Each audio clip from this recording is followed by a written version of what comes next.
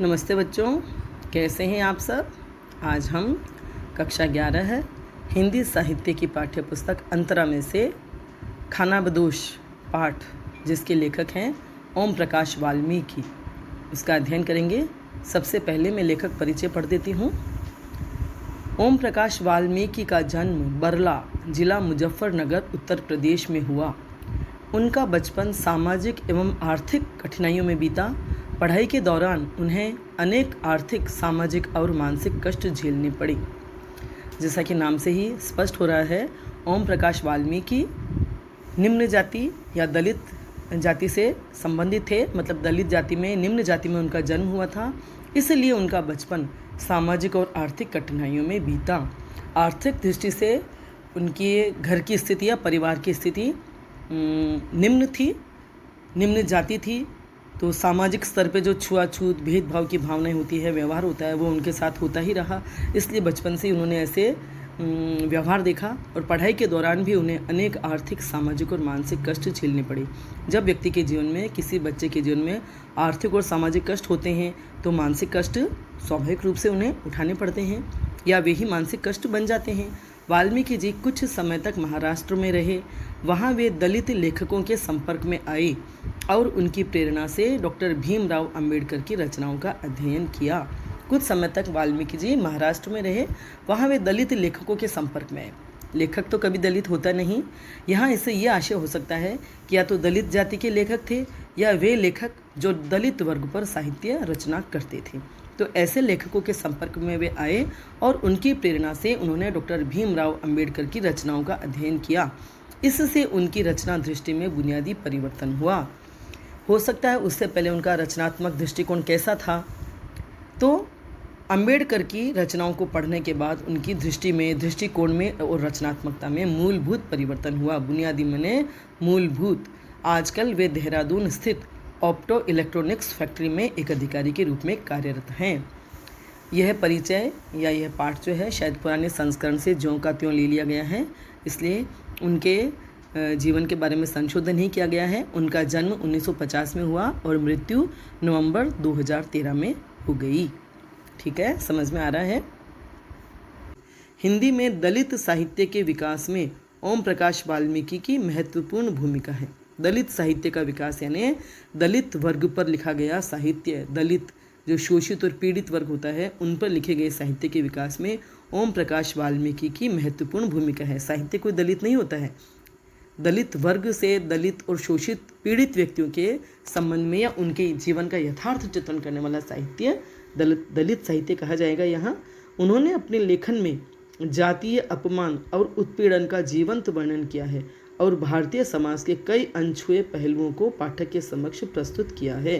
तो उन्होंने जो अपनी रचनाएं लिखी है, चाहे लेख या कहानियाँ, उसमें उन्होंने जातीय अपमान और उत्पीड़न का, मतलब जातिगत जो व्यवहार किया जाता है, निम्न जातियों से उच्च जातियों का व्यवहार, जिस तरह का उपेक्षापूर्ण दुर्व्यवहार होता है, अपमान से भरा हुआ होता है, तो ऐसे जातीय अपमान मतलब उनका जो अपमान भरी जिंदगी होती है और उन्हें किस तरह से उत्पीड़न, पीड़ा या कष्ट पहुंचाए जाते हैं, उनका उन्होंने अपने साहित्य में उसका जीवंत वर्णन किया है और भारतीय समाज के कई अनछुए पहलुओं को पाठक के समक्ष प्रस्तुत किया है। कि ऐसे वर्ग का साहित्य, ऐसे वर्ग का जीवन उन्होंने सामने रखा है जिसका पहले कभी किसी भी साहित्यकार ने शायद चित्रण नहीं किया था या उन पहलुओं पर साहित्य नहीं रचा था। अनछुए मतलब जिन पहलुओं को किसी साहित्यकार ने नहीं छुआ, भारतीय समाज के ऐसे पहलू जिनको किसी साहित्यकार ने नहीं छुआ, उनके बारे में सबसे पहले या ओम प्रकाश वाल्मीकि ने काफ़ी साहित्य रचा।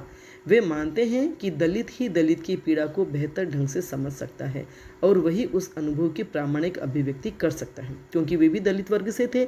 इसलिए जो उन्होंने भुगता या कष्ट सहे या जो अपमान सहे या जैसा जीवन उन्होंने जिया, आर्थिक दृष्टि से, सामाजिक दृष्टि से, मानसिक दृष्टि से वे दूसरों के, मतलब उन दलितों की स्थिति को वे समझ सकते थे। इसीलिए वो जो साहित्य रचते उसमें सच्चाई, मार्मिकता और जीवंतता होना स्वाभाविक था।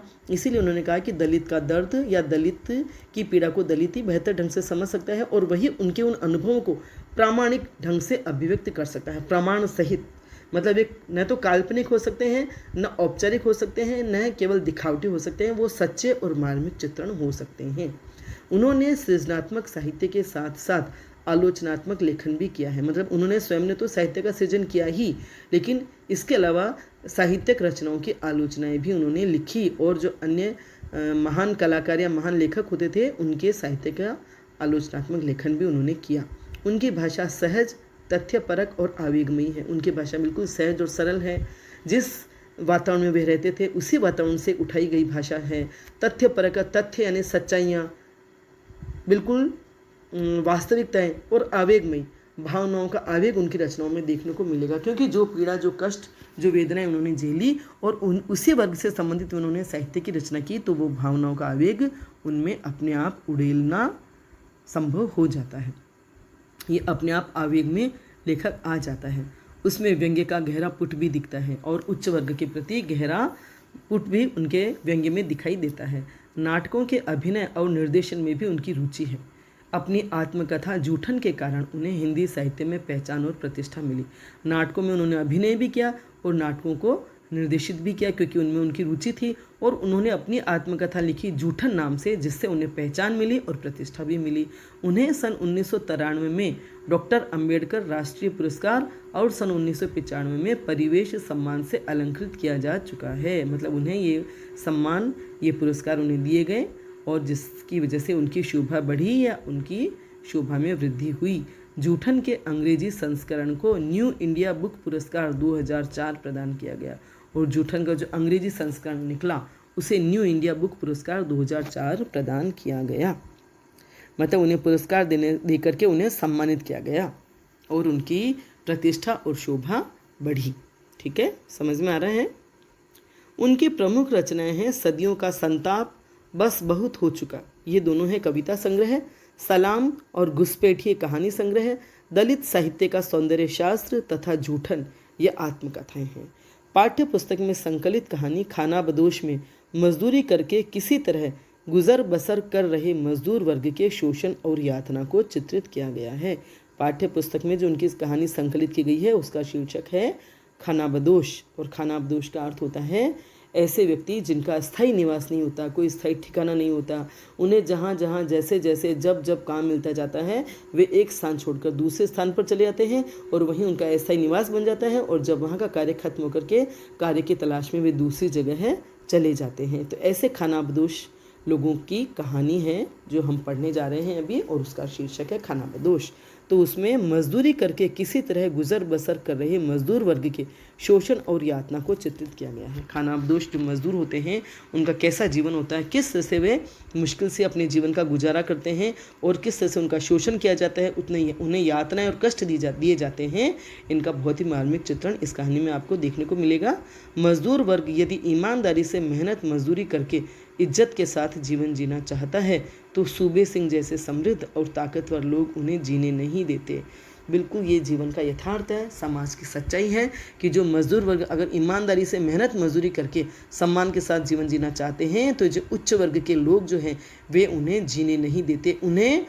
उनके पास अगर कुछ भी अच्छी चीज़, अगर उनके पास थोड़ा बहुत ज़मीन का भी टुकड़ा होगा या पशु भी होंगे तो वो उनको हड़पना चाहेंगे। वो लोग अपना हक समझते हैं, उच्च वर्ग अपना हक समझते कि सुख सुविधा से और आराम से तो हम ही रह सकते हैं, हमारे पास ही सब कुछ हो सकता है। इन गरीबों के पास, दलितों के पास या निम्न वर्ग के पास किसी भी तरह की संपदा नहीं हो सकती। वे केवल मजदूर की तरह रोज़ कमाएं और रोज़ खाएं, बस इतने में ही उनका जीवन चलना चाहिए। उनके पास इसके अलावा और कोई भी पदार्थ या संपदा नहीं हो सकती। इसलिए वे चाहे कितना ही मेहनत मजदूरी करके जीना चाहें, लेकिन ये जो समृद्ध वर्ग के लोग होते हैं सूबे सिंह जैसे, वो उन्हें जीने नहीं देते क्योंकि उनके पास अमीरी की ताकत होती है। कहानी इस बात की ओर भी संकेत करती है कि मजदूर वर्ग हमारे समाज की जातिवादी मानसिकता से नहीं उभर पाया है। कहानी में वास्तविकता उत्पन्न करने में इसके स्थानीय संवाद सहायक बने हैं।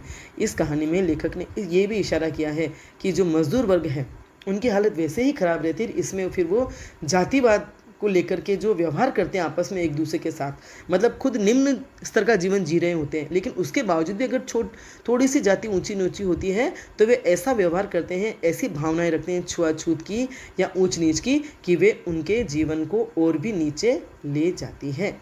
कहानी में वास्तविकता उत्पन्न करने में उसके स्थानीय संवाद सहायक बने। स्थानीय मतलब जिस परिवेश में, जिस वातावरण में रहते हैं वहीं की भाषा शैली में जो संवाद या बातचीत उन्होंने इस कहानी में दिखाई है, उससे कहानी में और वास्तविकता उत्पन्न हुई है या यथार्थ दिखाई दिया है। ठीक है, चलते हैं, हम कहानी पढ़ते हैं। खानाबदोश। खानाबदोश का अर्थ आप समझ गए कि जो अस्थायी रूप से बसते रहते हैं और अपना काम करते रहते हैं। एक जगह काम खत्म होता है तो उनकी मजदूरी भी रुक जाती है, तो फिर जीवन चलाने के लिए तो पैसा कमाना पड़ता है, तो वे नई जगह पे चले जाते हैं। तो ऐसे लोग खानाबदोश कहलाते हैं। इसमें मजदूर वर्ग है, बंजारी वर्ग हैं, गाड़ियाँ लुहार है, ये सब आते हैं।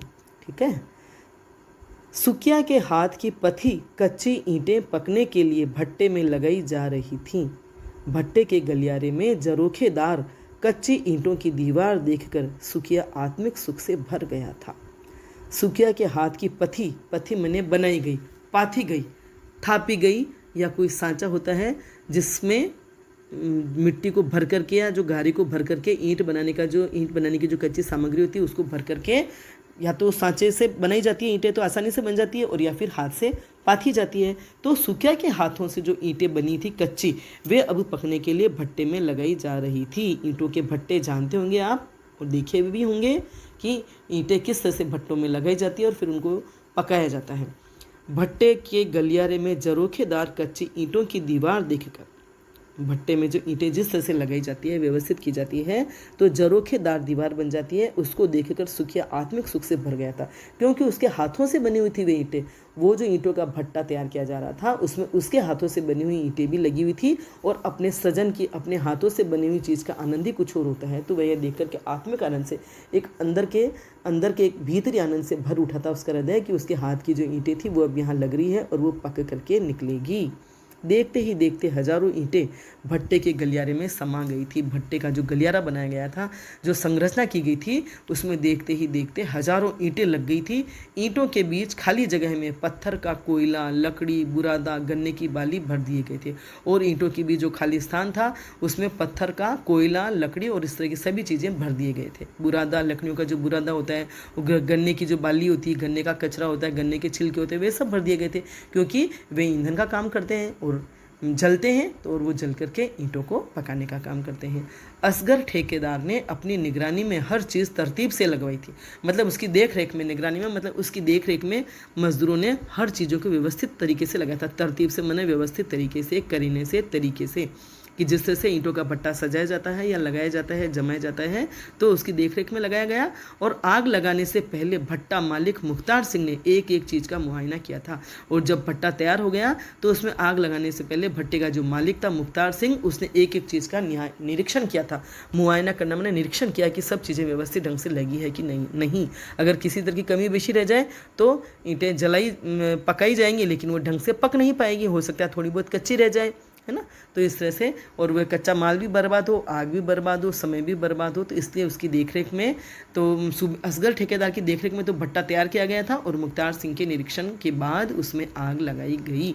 2400 घंटे की ड्यूटी पर मजदूरों को लगाया गया था, जो मोरियों से भट्टे में कोयला, बुरादा आदि डाल रहे थे। अब भट्टा जलता है, कितने दिन तक वो जलता रहता है, तो ऐसे 24-24 घंटे की तक मजदूर लोग ड्यूटी देते हैं, क्योंकि भट्टा जल रहा होता है तो आग या ईंधन कम पड़े तो वे कोयला, बुरादा आदि मोरियों से निकाल करके भट्टे में डालते रहते हैं। भट्टे का सबसे खतरे वाला काम था मोरी पर काम करना, क्योंकि इधर भयंकर आग जल रही होती है और वो ईंधन उसके नज़दीक ही तो जाके डालते हैं, तो बड़ी खतरनाक स्थिति होती है। थोड़ी सी असावधानी भी मौत का कारण बन सकती थी। थोड़ी सी भी असावधानी हो जाए या भट्टे की लपटें उनको छू लें या उन तक पहुंच जाए तो कुछ भी हादसा या कुछ भी दुर्घटना हो सकती है। इसलिए सबसे खतरे वाला काम ये मोरी पर काम करना था। भट्टे की चिमनी धुआं उगलने लगी थी। भट्टा पूरी तरह से आग पकड़ चुका था और आग लगने के बाद जो भट्टे की चिमनी थी उससे धुआं निकल रहा था। यह धुआं मीलों दूर से दिखाई पड़ जाता था, और यह धुआं इतना ऊपर तक, इतना ऊंचाई तक जाता था कि मीलों दूर से दिख जाता था कि भी भट्टे में आग लगी गई है और ईंटें पक रही हैं। हरे भरे खेतों के बीच गहरे मटमैले रंग का यह भट्टा एक धब्बे जैसा दिखाई पड़ता था।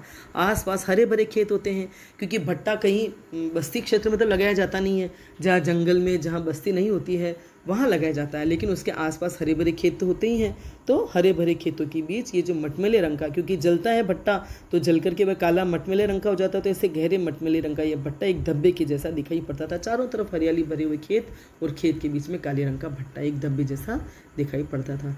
मानो और सुखिया महीना भर पहले ही इस भट्टे पर आए थे, दिहाड़ी मजदूर बनकर।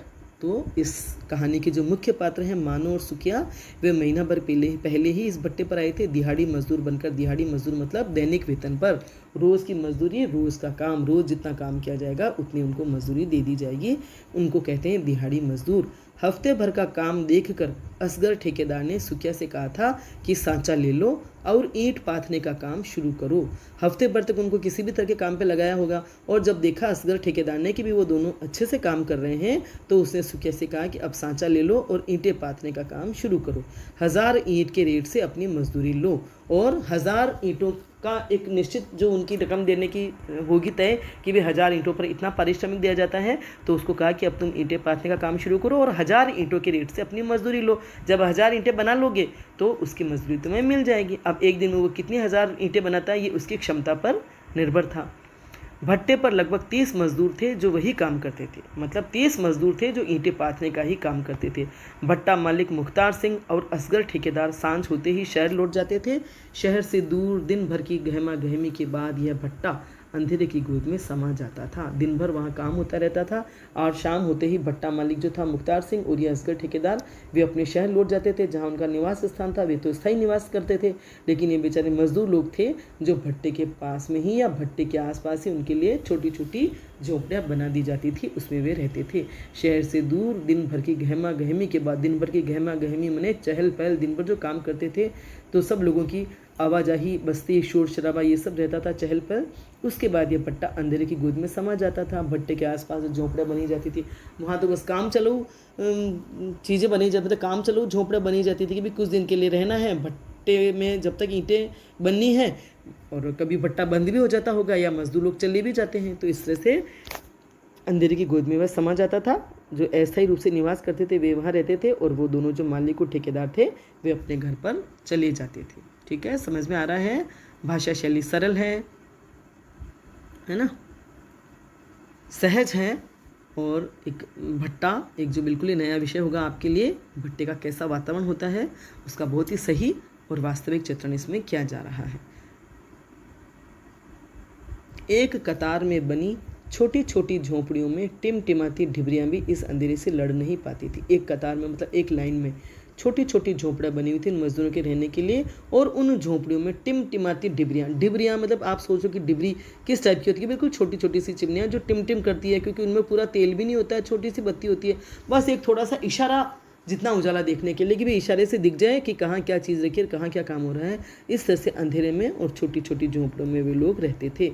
छोटी छोटी टिमटिमाती डिबरियाँ भी इस अंधेरे से लड़ नहीं पाती थी। अंधेरा तो होता था घना, जब रात हो जाती तो इतना भयंकर अंधकार हो जाता है कि छोटी छोटी चिमनियाँ जो जलती हैं, डिबरियाँ जो जलती है, वे इस अंधकार को मिटा नहीं पाती थी, अंधकार से लड़ नहीं पाती थी, मतलब वे उस अंधकार को मिटा नहीं पाती थी।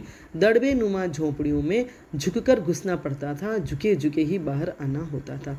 और दड़बे नुमा झोंपड़ियाँ बनी तो उनमें कितनी सी जगह होगी, बस इंसान सो जाए जितनी, तो ऐसी दड़बे नुमा मतलब दड़बे उनको बोलते हैं जहाँ मुर्गियाँ रहती है, तो मुर्गियों के रखने के लिए जालीदार छोटे छोटे घर बनाए जाते हैं जिनमें मुर्गियों को ठूंस करके रखा जाता है। तो वैसे ही छोटी छोटी झोंपड़ियाँ उनके लिए बनाई हुई थी, और वो इतनी छोटी होती थी कि उनमें झुककर घुसना पड़ता था और झुके झुके ही बाहर आना होता था। अंदर बस जाकर के वो बैठ जाते होंगे, लेट जाते होंगे, अंदर खड़े भी नहीं रह सकते होंगे, और बाहर सारे दिन तो बाहर काम करना, खाना वाना भी बाहर बनाना, केवल सोने के लिए अंदर जाना है। तो ऐसी छोटी छोटी झोंपड़ियाँ आप कल्पना कर सकते हैं कि जैसे पशुओं को ठूंस ठूंस कर रखा जाता है, वैसे ही ईंट भट्टों पर काम करने वाले लोगों की जिंदगी होती है। भट्टे का काम खत्म होते ही औरतें चूल्हा चौका संभाल लेती थी। वहाँ कौन सा चूल्हा चौका बनता था, केवल झोंपड़ियाँ थी जहाँ वे सोते थे, लेकिन चूल्हा चौका मतलब खाना बनाने का काम वे संभाल लेती थी। कहने भर के लिए चूल्हा चौका था, नाम है चूल्हा चौका क्योंकि खाना बनाने के जो स्थान होता है उसे हम चूल्हा चौका ही कहते हैं। इसलिए लेखक ने लिखा है कि भट्टे का काम खत्म होती औरतें चूल्हा चौका संभाल लेती थी। बेचारी औरतें दिन भर भट्टे में भी काम करती थी और रातों खाना बनाने का काम तो उनका है ही। कहने भर के लिए चूल्हा चौका था, नाम मात्र के लिए है, कहने के लिए है चूल्हा चौका। ईंटों को जोड़कर बनाए चूल्हे में जलती लकड़ियों की चिटपिट जैसे मन में पसरी दुश्चिंताओं और तकलीफ़ों की प्रतिध्वनियाँ थी। जहाँ सब कुछ अनिश्चित था। तो चूल्हे चौके का तो नाम था। चूल्हा और चौका कैसा बना हुआ था? ईंटों को जोड़ करके चूल्हे बनाए जाते थे और वहाँ पर जो भी लकड़ियाँ मिल जाती होंगी पड़ी हुई इधर उधर जंगल से बीन करके उन लकड़ियों को जलाया जाता था। तो छोटी बड़ी तेलियों जैसी और सूखी गीली जो भी जलती लकड़ियाँ वो जलती थी तो चिटपिट आवाज़ करती थी और उन आवाज़ से ऐसा महसूस होता था जैसे उन लोगों के मन में, उन महिलाओं के, पुरुषों के मन में जो दुश्चिंताएं और तकलीफ़ें होती थी, दुश्चिंताएं मतलब चिंताएं रहती थी क्योंकि उनके जीवन की कुछ निश्चितता तो थी ही नहीं। आज यहाँ है, कल कहाँ जाएंगे, कब तक ये काम चलेगा, और स्थितियाँ भी बहुत दुख भरी थी। तो ये तकलीफ़ और दुश्चिंताएं जो उनके मन में चलती रहती थी, जैसे उनकी प्रतिध्वनि उस जलती लकड़ियों की जो चिटपिट आवाज़ थी उसमें से निकलती थी। प्रतिध्वनि मतलब एक आवाज़ या एक ध्वनि जो हम करते हैं उसके जवाब में या पीछे से वापस आवाज़ आती है उसे बोलते हैं प्रतिध्वनि। ध्वनि के जवाब में जो ध्वनि आती है उसे प्रतिध्वनि बोलते हैं। जब आप कहीं खाली स्थान में या किसी बिल्कुल खाली कमरे में आप आवाज़ करते हैं तो पलट कर आवाज़ आती है। तो यहाँ ये कहा जा रहा है कि उनकी जो दुश्चिंताएं और चिंता और तकलीफ़ें जो उनके मन में फैली हुई थी, पसरी मन में फैली हुई थी, ऐसा लगता था जैसे चूल्हे की जो जलती हुई लकड़ियों की जो आवाज़ होती थी वे उनके अंदर की दुख और चिंता की प्रतिध्वनि ही थी। जहाँ सब कुछ अनिश्चित था, क्योंकि उनके जीवन में सब कुछ अनिश्चित था, कोई निश्चित बात नहीं थी, न वहाँ रहना न वहाँ का काम। मानो अभी तक इस भट्टे की ज़िंदगी से तालमेल नहीं बैठा पाई थी। मानो जो सुखिया की पत्नी थी इस भट्टे की ज़िंदगी से अभी तक तालमेल नहीं बैठा पाई थी, मतलब वो अभी रच बस नहीं पाई थी उसमें।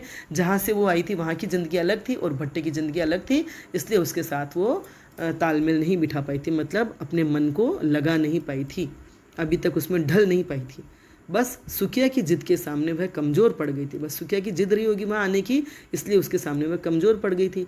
सांझ होते ही सारा माहौल भाए भाए करने लगता था, क्योंकि मालिक और ठेकेदार तो चले जाते थे, काम सब बंद हो जाता था। दिन भर के शोर शराब से वे बेचारे भी थक हार करके चुप हो जाते थे, खाना वाना बनाते, खाते और सो जाते। तो शाम होते ही वहाँ का जो माहौल था भाए भाए कर, मतलब आवाज़ साए साए, क्योंकि सुने जंगल खेत थे वहाँ, तो और तो कुछ था ही नहीं कि भाई लाइटों की या पंखों की या और भी किसी तरह की आवाज़ आए, बस सुने जंगल की जो हवाएं चलती उनकी आवाज़ आती थी, इसलिए वहाँ माहौल भाई भाई करने लगता था। माहौल बनने वातावरण, इस पाठ में उर्दू शब्द भी काफ़ी अच्छे से प्रयुक्त हुए हैं। कतार, माहौल, और ये पहले वाले पैराग्राफ में भी आए होंगे, हफ्ता भर, गहमा गहमी, तो आदि उर्दू शब्दों का भी प्रयोग हुआ है और स्थानीय भाषा है जिससे हमारे लिए बहुत ही सहज और ग्राह्य हो रही है। तो सांझ होते ही सारा माहौल भाई भाई करने लगा, मतलब सारे वातावरण में एक साए साए की भाई भाई की आवाज़ आती थी, क्योंकि खामोशी फैल जाती थी चारों तरफ। दिन भर के थके हारे मजदूर अपने अपने दड़बों में घुस जाते थे। दिन भर के थके हारे मजदूर अपनी अपनी झोंपड़े में घुस जाते थे और महिलाएं खाना पका करके वे भी उसमें घुस जाती थी। सांप बिच्छू का डर लगा रहता था, क्योंकि जंगल थे और खेत थे, तो वहाँ सांप और बिच्छू तो बने ही रहते थे, जैसे समूचा जंगल झोंपड़े के दरवाजे पर आकर खड़ा हो गया हो। और ऐसा भयप्रद वातावरण हो जाता था जैसे पूरा जंगल उनके दरवाजे के बाहर ही है, मतलब झोंपड़ी के बाहर निकलते ही जंगल, तो झोंपड़ी से बाहर निकलते ही डर लगता था। ऐसे माहौल में मानो का जी घबराने लगता था। इतनी खामोशी और भाई भाई की आवाज़ और अंधेरा और छोटी सी झोंपड़ी, न ढंग से खाना बना सकना, न ढंग से खाना खा सकना, न ढंग से सो सकना, तो ऐसे माहौल में मानो का जी घबराने लगता था। उसे बिल्कुल भी अच्छा नहीं लगता था, लेकिन करे भी तो क्या, कर भी क्या सकती थी। न जाने उसने कितनी बार सुखिया से कहा था, मानो ने, अपने देश की सूखी रोटी भी परदेश के पकवानों से अच्छी होती है। कि कहने का आशय यह है कि अगर अपने देश में जहाँ के हम निवासी होते हैं वहाँ अगर हमें कम भी मिलता है, तो भी अगर परदेश में जाकर हम अच्छा कमा करके खाते हैं तो भी वो घर की जो है रूखी सूखी रोटी ही ज़्यादा अच्छी होती है, क्योंकि उसमें सुकून होता है, तसल्ली होती है। अपनों के पास, अपने घर में जहाँ हम रचे बसे होते हैं, उस वातावरण में रहने का सुख कुछ और ही होता है। हम नई जगह जाते हैं तो उस जगह को हम आत्मसात नहीं कर पाते हैं, उसमें अपना तालमेल नहीं बैठा पाते हैं, उसमें ढल नहीं पाते हैं, पूरा मन वहाँ नहीं लगा पाते हैं। इसलिए वह कहती थी कि अपने देश की सूखी रोटी भी परदेश के पकवानों से अच्छी होती है। परदेश में जाओ, खूब अच्छा पैसा कमाओ और पकवान खाओ, तो भी वह सुख और सुकून नहीं मिलता जो अपने घर में सूखी रोटी खाने में मिलता है। ठीक है, समझ में आ रही है बात? तो एक सूत्र है, एक तरह का एक सूक्ति है, एक कहावत है जो अपन कहते रहते हैं सभी, कि जब बच्चे लोग या कोई भी बाहर जाता है तो यही ज़्यादातर कहा जाता है, और बाहर जाकर जब हमें वह खुशी और सुकून नहीं मिलता है तो ऐसी ही बात की जाती है कि अपने घर की सूखी रोटी ही विदेश के पकवानों से अच्छी लगती है। सुकिया के मन में एक बात बैठ गई थी, नर्क की ज़िंदगी से निकलना है तो कुछ छोड़ना भी पड़ेगा। तो सुकिया के मन में एक बात बैठ गई थी कि अगर जहाँ हम जी रहे हैं, चाहे हमारा घर है, वहाँ ज़मीन है, जायदाद है, अगर वहाँ भी ज़िंदगी अच्छी नहीं है, अगर नर्क जैसी ज़िंदगी, अभावग्रस्त ज़िंदगी अगर हम जी रहे हैं और उस ज़िंदगी से छुटकारा पाना है तो कुछ तो छोड़ना भी पड़ेगा।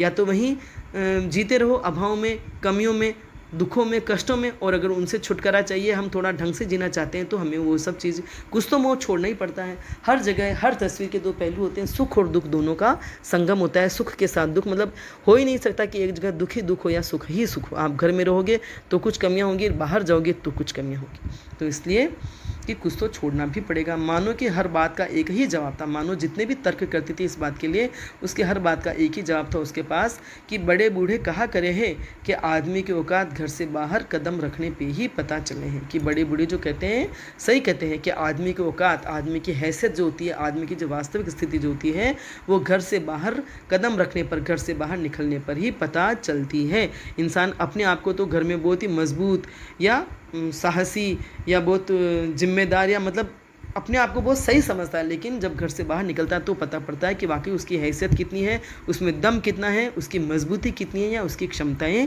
क्या है।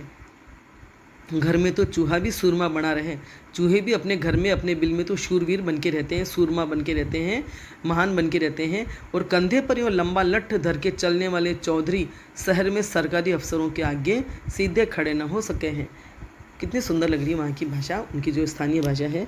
लेखक ने स्थानीय भाषा का प्रयोग किया, 2-3 तरह के उदाहरण दिए हैं कि आदमी की औकात घर से बाहर कदम रखने पर ही पता चलती है।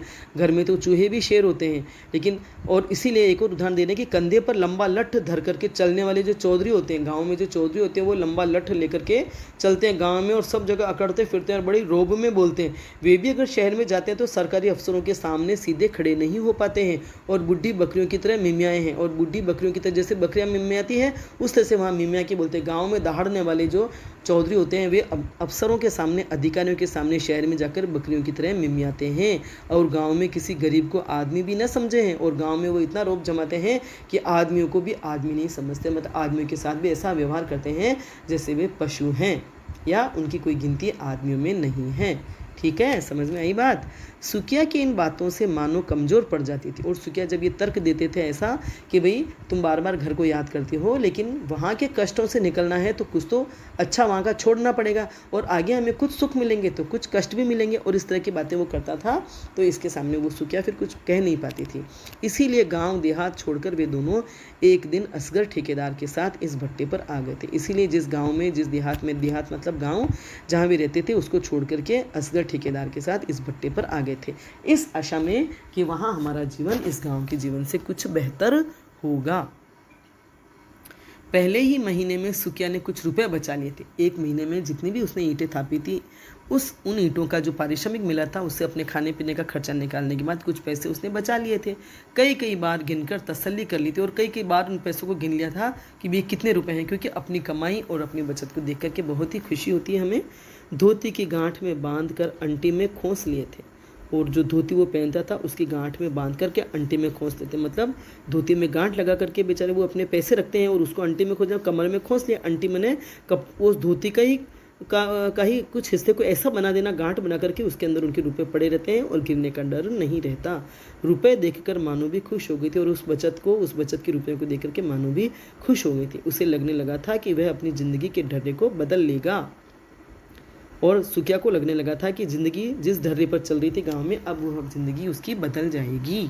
ठीक है, सुकिया और मानो की ज़िंदगी एक निश्चित ढर्रे पर चलने लगी थी। अब निश्चित हो गया था ढर्रा, मतलब एक निश्चित तरीका हो गया था, निश्चित दिनचर्या हो गई थी कि रोज़ सुबह उठना है, दिन भर ईंटें थापनी है और रात को खाना खा करके सो जाना है। वहाँ कोई मौज मनोरंजन मस्ती का तो कोई साधन था नहीं कि वो लोग करते हो। दिन भर थकान जाते हैं तो फिर अपने आप व्यक्तियों को सोने की ही लगती है, क्योंकि दिन भर इतना कठोर परिश्रम होता है ईंट थापने में, ये जो काम करने में, कि शरीर थक के चूर हो जाता है। और जब थक के चूर हो जाता है शरीर तो नींद भी इतनी मज़ेदार आती है कि सुबह ही उनकी नींद उड़ती।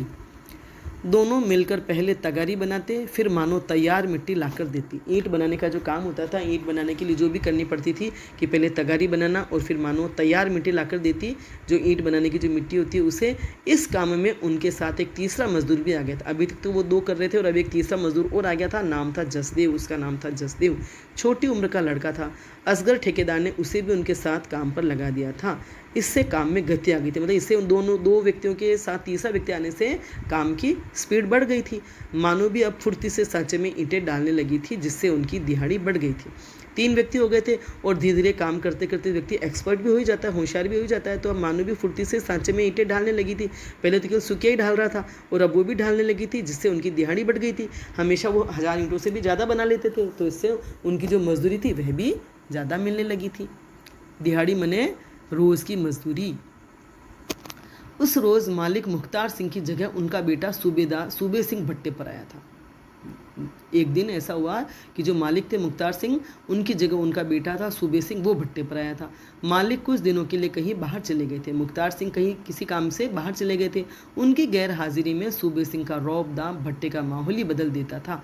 गैर हाजिरी मतलब उनकी अनुपस्थिति में जब वे नहीं रहते थे और उनका बेटा आता था तो उसका इतना रौब दाम था कि भट्टे का वातावरण ही बदल जाता था। इसका मतलब जो मुख्तार सिंह थे वो थोड़े नरम व्यवहार किया, नरम दिल के होंगे, और ये जो था बड़ा रौब से रहता था, तो उसके रौबदाब से वहाँ का वातावरण बदल जाता था। सभी डर सहम के रहने लग जाते होंगे।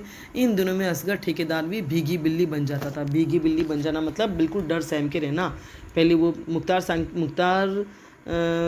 सिंह के साथ व्यवहार नॉर्मल होगा, क्योंकि वे नॉर्मल व्यवहार करते थे तो या ढंग से व्यवहार करते थे, तो उनके साथ वह साधारण आराम से रह लेता था। लेकिन अब सूबे सिंह जब आता था तो उसके रोबीले व्यक्तित्व या रौबदार व्यवहार के सामने या दबंग व्यवहार के सामने वह भी भीगी बिल्ली बन के रहता था।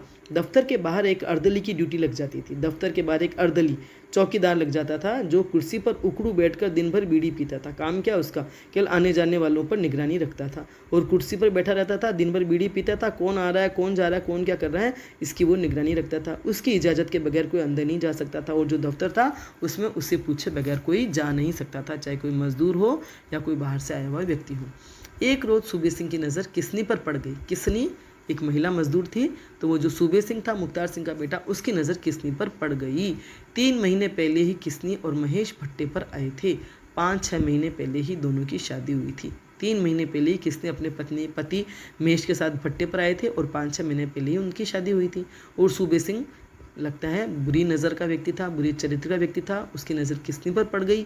सूबे सिंह ने उसे दफ्तर की सेवा टहल का काम दे दिया था। मतलब जैसे दफ्तर की सफाई करना या दफ्तर में उसके लिए चाय पानी लाना, कोई आने वालों के लिए चाय पानी लाना, ऐसा काम उसको दे दिया।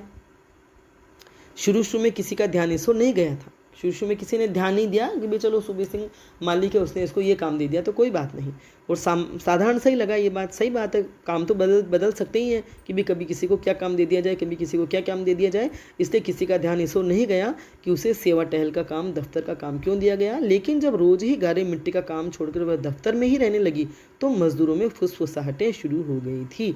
लेकिन जब अब वह वहाँ ही रहने लगी, दफ्तर में ही रहने लगी, और वो जो ईंटें थापने का काम उसने छोड़ दिया या उसका छूट गया, तो मजदूरों में फुसफुसाहट शुरू हो गई, कानाफूसी होने लगी। मतलब धीरे धीरे वो एक दूसरे को कहने लगे कि भी क्या चक्कर है। मतलब वो समझने लगे, उन्हें कुछ शंकाएं होने लगी कि सूबे सिंह ने किस इरादे से किसने को दफ्तर में लगाया होगा।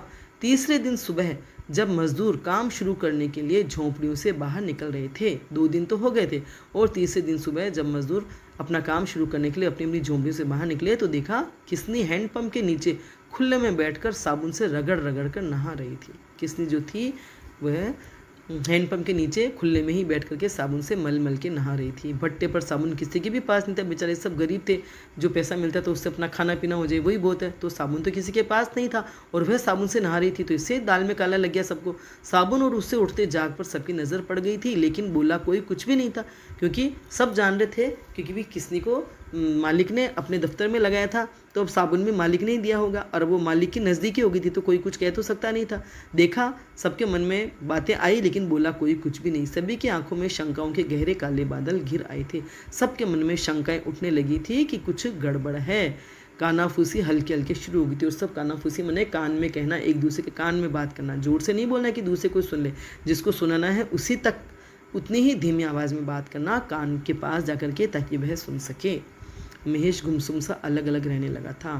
कहने का तात्पर्य है कि जो सूबेदार था उसकी किसने पर बुरी नज़र पड़ गई थी और किसने भी शायद उसके बहकावे में आ गई थी, इसलिए अब उसका जो पति था वह गुमसुम सा अलग अलग रहने लगा था, क्योंकि उसकी पत्नी अब उसके साथ न होकर के मालिक के साथ समय बिता रही थी। सांवले रंग की भरे पूरे जिस्म की किसने का व्यवहार महेश के लिए दुखदायी हो रहा था और उसका व्यवहार भी महेश के लिए बदल गया था, या उसका आचरण जो था वह बदल गया था, इसलिए वह बड़ा दुखी हो रहा था। वह दिन भर दफ्तर में घुसी रहती थी, दिन भर वह दफ्तर में ही रहती थी। उसकी खिलखिलाहटें दफ्तर से बाहर तक सुनाई पड़ने लगी थी। दफ्तर का काम करती थी और जो सूबे सिंह था उसके साथ हंसी मजाक करती रहती होगी, इसलिए उसके खिलखिलाने की हंसने की आवाज़ें बाहर भी सुनाई पड़ने लगी थी।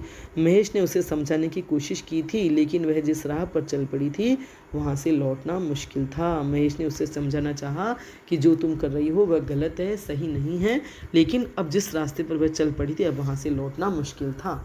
शुरू में ही वो संभल जाती, जब उसको बुलाया गया था 2-3 दिन में ही, जब वो भाप गए थे सूबेदार की मनस्थिति, तभी वह संभल जाती, या महेश हिम्मत कर लेता, या वह महिला भी आ जाती तो बच सकते थे, लेकिन अब भी उसके जाल में फंस चुके थे और वह गलत रास्ते पर चल पड़ी थी। ठीक है, समझ में आ रही है आपको? भाषा सरल है, तत्सम प्रधान शब्द भी है, उर्दू के शब्द भी हैं, प्रभावपूर्ण भाषा है और भावात्मक शैली है। ठीक है, समझ में आ गया? आज हम इतना ही पढ़ेंगे। वीडियो आपको पसंद आया हो तो लाइक करें, अपने फ्रेंड्स के साथ शेयर करें और मेरे चैनल को सब्सक्राइब करें। बेल आइकन भी अवश्य टच करें ताकि जब भी मैं वीडियो बनाऊंगी उसकी सूचना आपको